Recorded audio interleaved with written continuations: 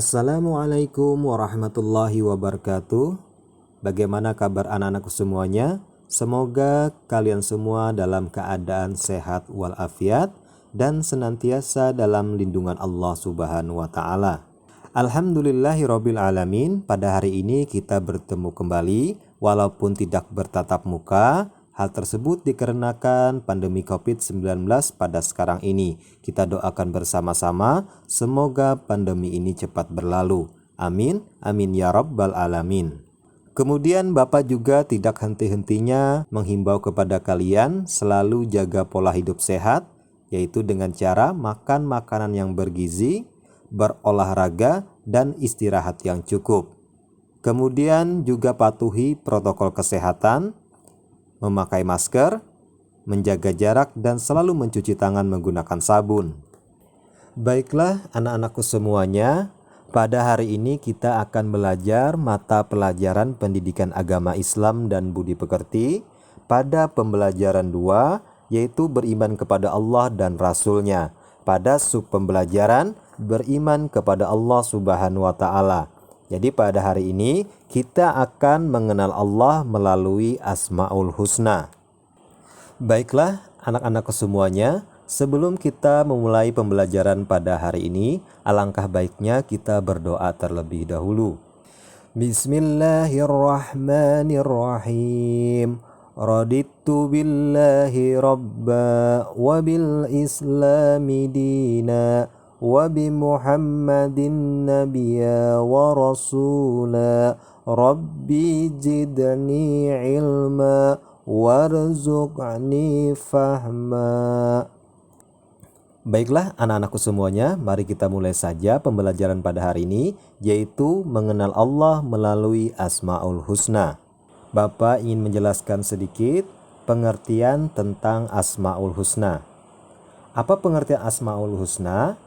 Umat Islam harus mengetahui hal tersebut. Asmaul Husna adalah nama-nama Allah yang indah dan baik. Asma berarti nama, penyebutan, dan husna berarti baik atau indah.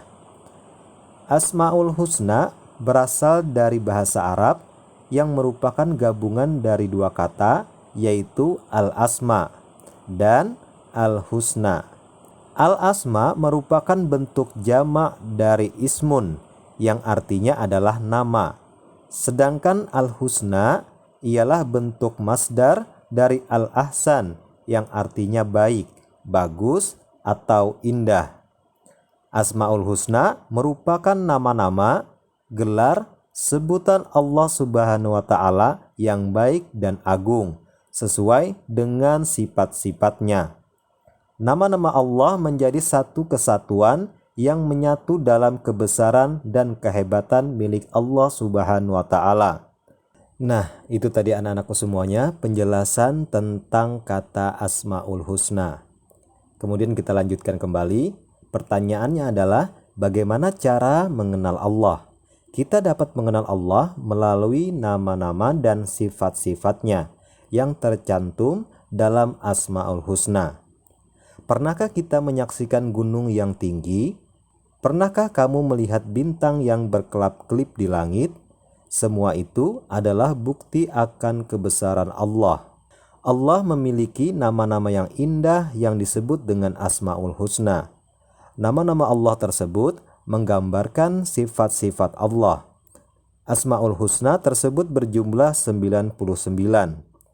Diharapkan setelah mempelajarinya, kita akan sama-sama menanamkan sifat-sifat yang terkandung dalam Asmaul Husna tersebut pada kehidupan sehari-hari.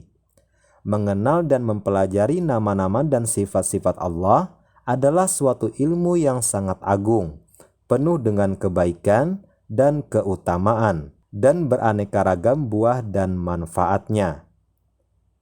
Berikut ini adalah keutamaan dari mengenal dan mempelajari Asmaul Husna.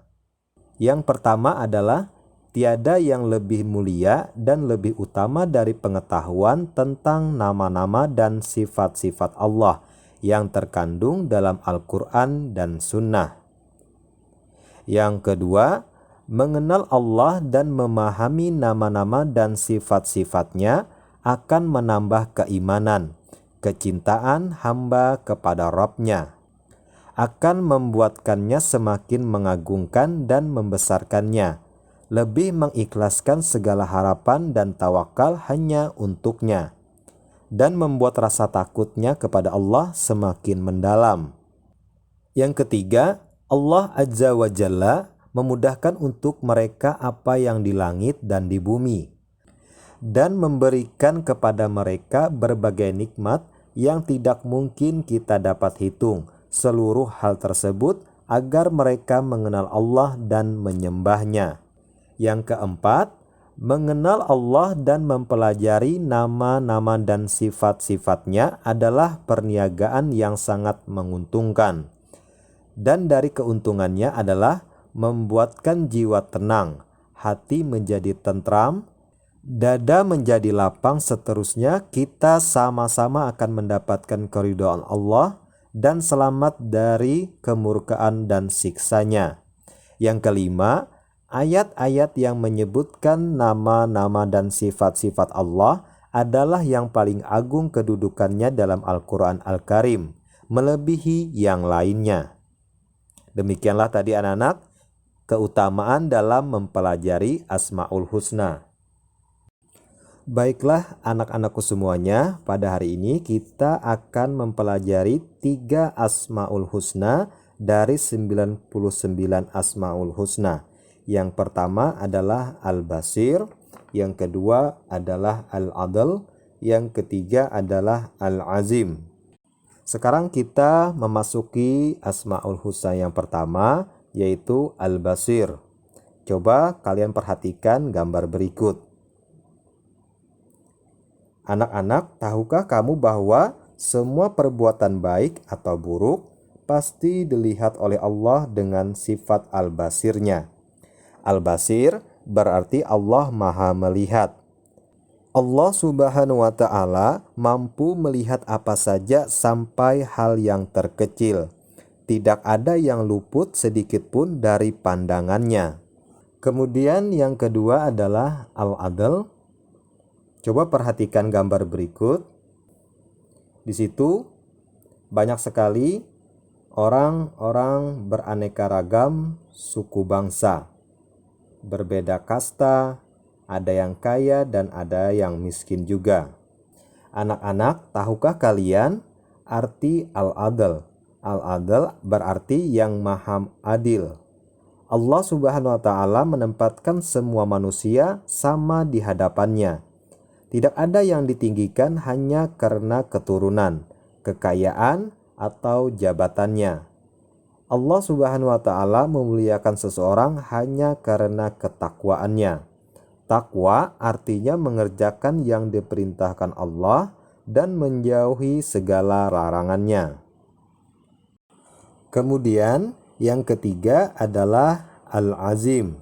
Anak-anak, pernahkah kalian meminta bantuan kepada orang lain?